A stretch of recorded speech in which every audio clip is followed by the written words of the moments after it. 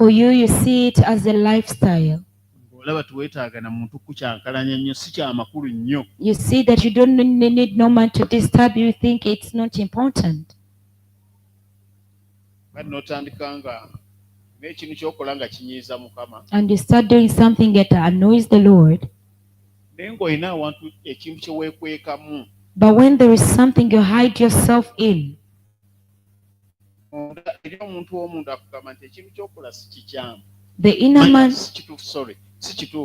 inner man tells you that what you're doing is not right.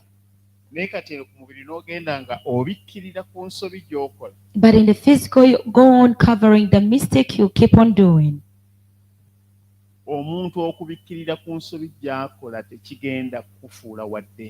A person covering the mistake you're doing will not make you a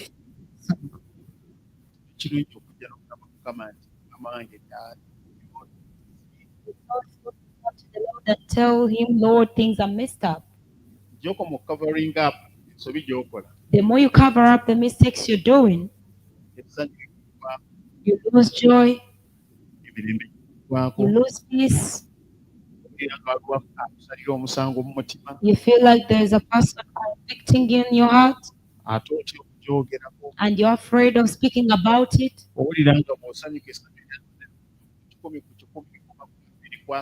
You feel like the joy you would have received to 100%, you stop at 20%. Fight against what Satan is hidden and cast it out.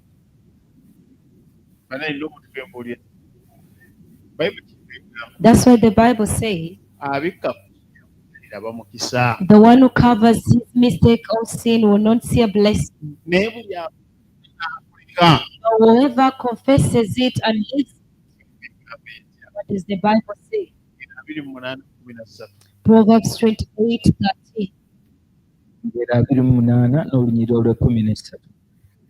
Abika ku kusobya kwe taliraba mukisa, naye buli akwatula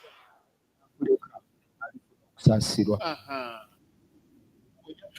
When you confess and what you've confessed, you give up on it, you find mercy.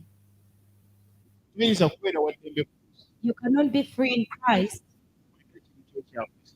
when there's something you're still hiding in your life. Even deep in life,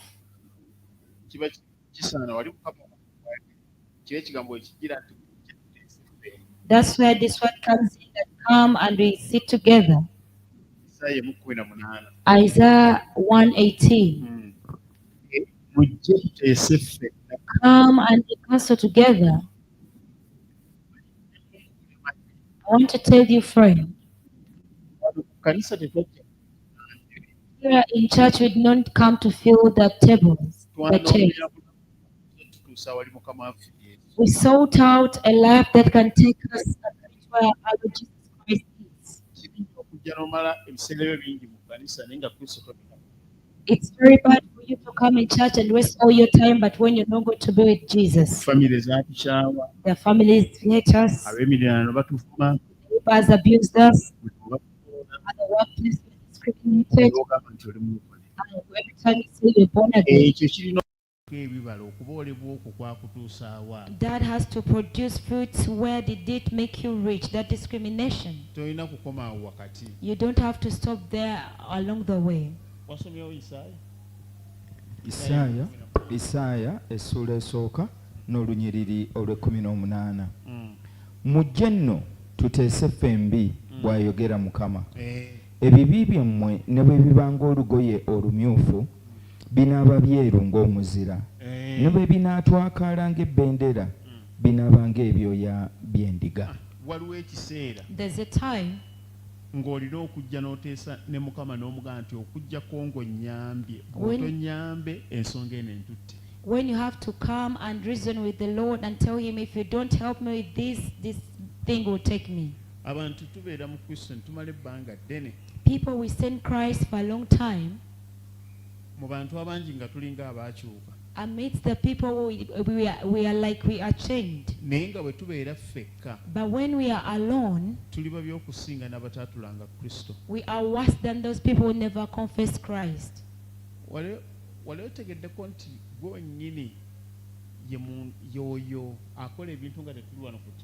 Have you ever known that the real you is the one who does things when you're not here at church?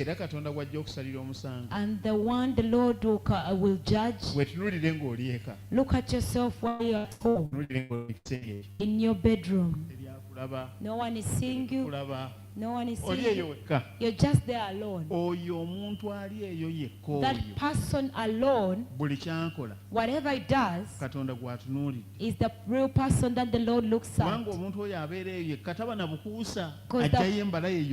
Because the person who is just there alone, it brings out no hypocrisy. It comes out the way he is. But in church here, if the Lord asks me how many angels do you think you have here, I just say the church is full of angels. Jesus. I don't have any sign of Satan. They are all angels here. But if you're there, you know your things. You know all your whereabouts. Now that person I don't know, but you know, is the person that you have to report to Jesus. Am I preaching to anyone? And sometimes you could feel like you've done so many wrong things that annoy God.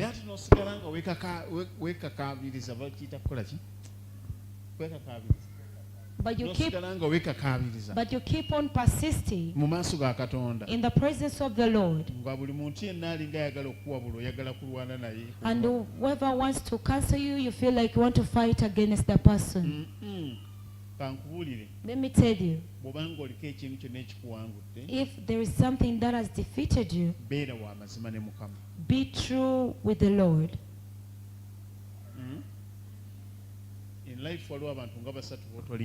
In life there are three people that you can never lie to. Never lie to the judge or the lawyer. Never lie to the doctor. Never lie to the pastor.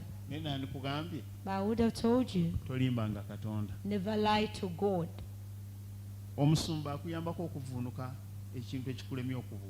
A pastor can help you to overcome something that you had failed. But God knows all. Never lie, it does not deserve to be lied to. If you lie to your lawyer, will not fight for you the way it deserves. If you lie to a doctor, will not treat you the way you're supposed to be treated. If you ever feel there are things that have failed,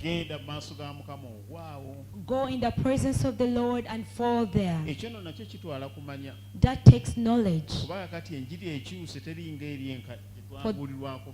For the gospel is changed. It's not like the gospel we used to receive before. Now people preach and say, whatever you could do, just go ahead and do it. Jesus Christ already died for us. He paid the price. Whatever you do, just come back and minister. No one will tell you anything. They will also receive their own reward. But for you, be different. There's something John is speaking here. If you truly know there is something wrong and you try to hide it,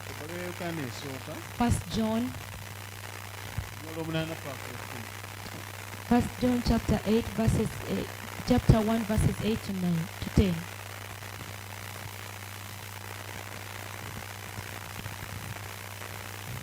Ebbaluwa ya Yokaana esooka essuula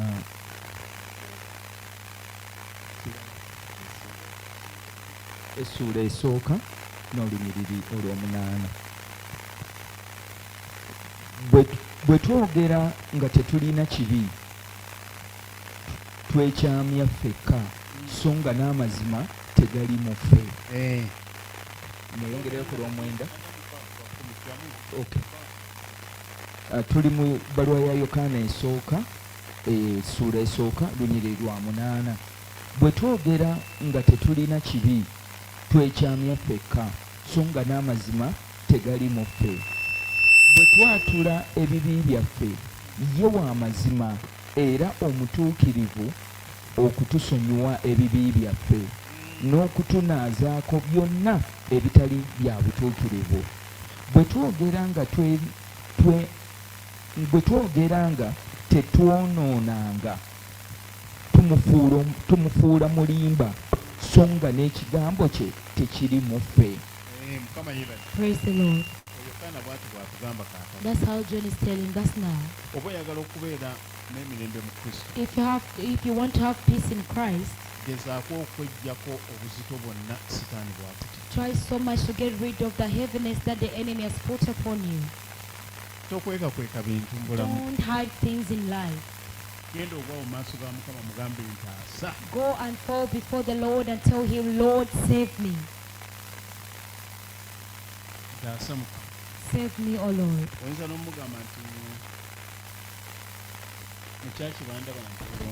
You can even tell him in church, they see me that I'm well.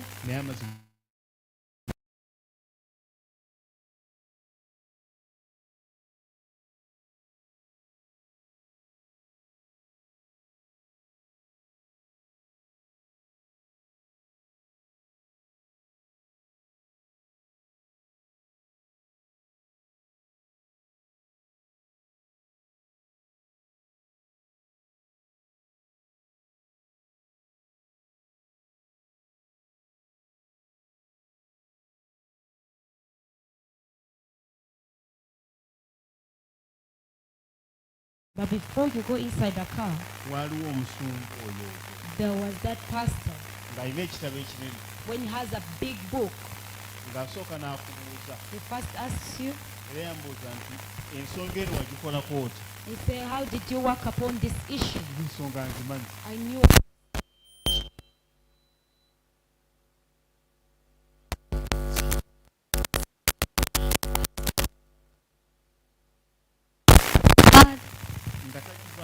And he was not giving it up on it. How did it end? He does not go to the second question before you answer the first one. And the car.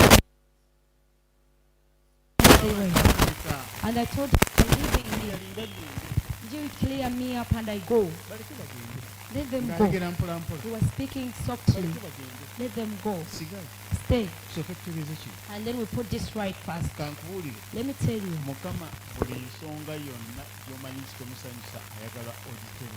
Every issue that you know that does not make God happy, He wants you to put it right. He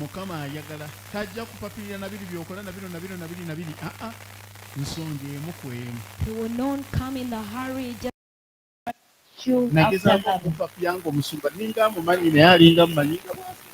I was trying to make him hurry, but he was just laughing like that. So let's first put this right. Let's first put this right. They are leaving me. Let them go. Let's first put this right. It does not go to the second question before he puts right the first one. Now, if we say we have not sinned, we make him a liar, and even the truth is not within us.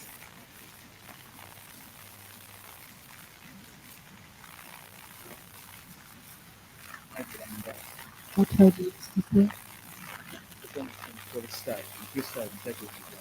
Has ever been to Church of Uganda?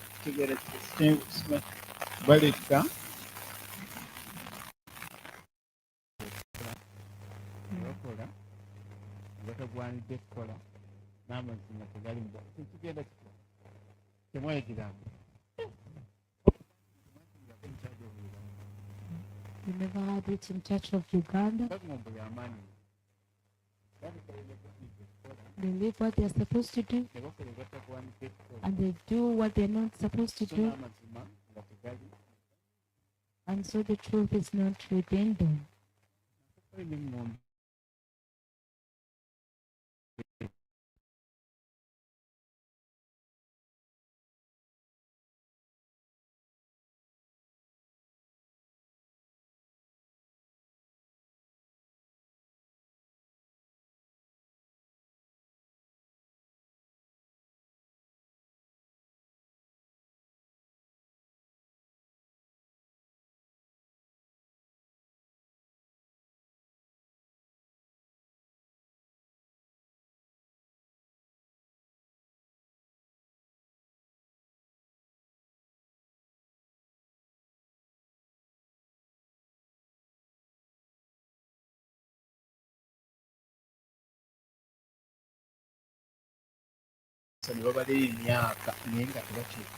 I don't want you to be like some born again who stay in church. They count years, but they never change. They are coming to church. They are liars. They remain witches. They wish no well for anyone. They can even kill. We can bring in a different. If you can get right. Behind you, there's 1,000 people who can get right in the Lord. Which are then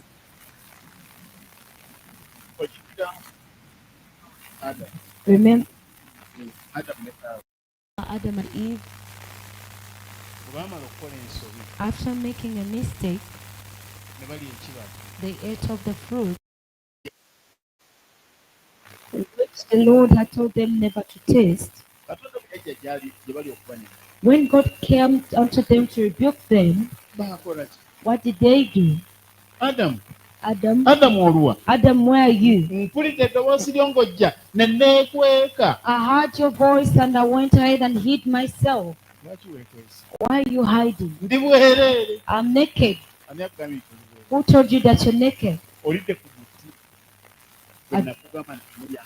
Have you eaten of the tree which I told you never to? And what did Adam say? The woman you gave me. Did Adam answer the question? Have you eaten of the tree that I told you not to? The woman you gave me. Take it. This thing which I've done, it's for. You can never get